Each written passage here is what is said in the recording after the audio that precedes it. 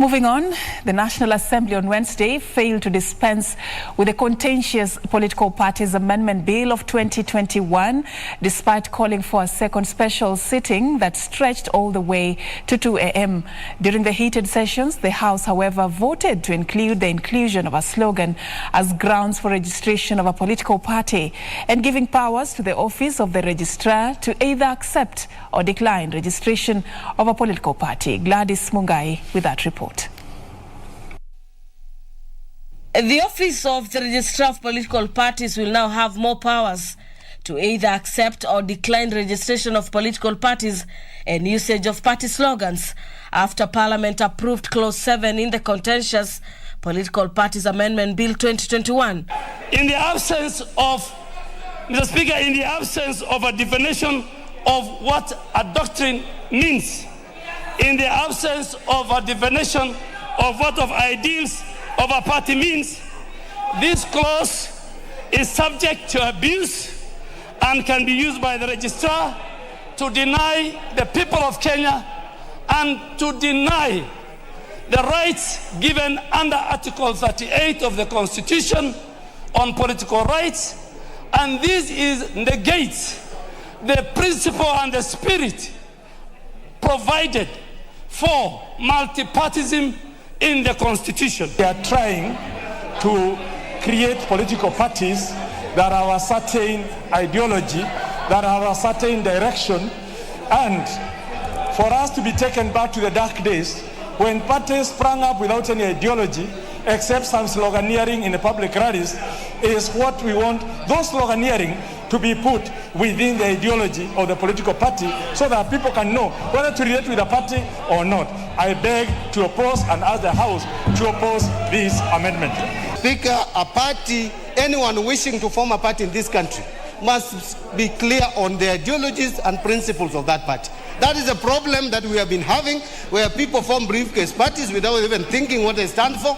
And I want to oppose and ask all honorable members that this is something we must all defeat. In the special sitting that was largely marred by drama, what is happening is that there is a scheme to scuttle this bill. Honorable Speaker, Honorable Chair, I've done it before. But in the meantime, order members. 155 members of parliament against 127 also voted to approve Clause 7 of the Political Parties Amendment Bill 2021 that seeks to establish coalition political party. It seeks to create coalition political party which does not exist. The word coalition political party, Chair, does not exist within the Constitution. The House also approved Clause 5 of the bill that requires statements of ideologies for the formation of political parties, and Clause 3 barring parties from using rivals' political parties' dominant colour. That Clause 5, just hold your horses, that Clause 5 be amended as proposed by the Honourable Duale. Will as members of that opinion say aye?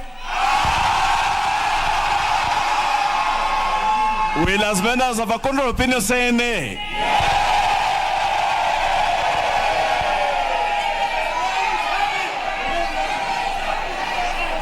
The nays have it.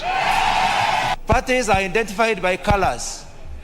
If a dominant party, if we look at party like ODM, ODM is identified by orange. Jubilee is identified by red. Wiper is identified by white, and so on and so forth.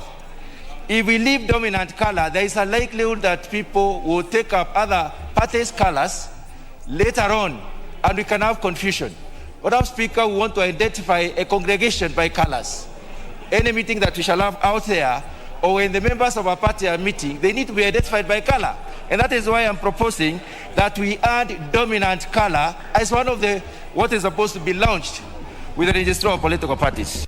The House that was later adjourned past midnight is likely to be recalled again to consider the remaining clauses of the bill aimed at having far-reaching reforms on the 2022 political landscape ahead of the 2022 general elections.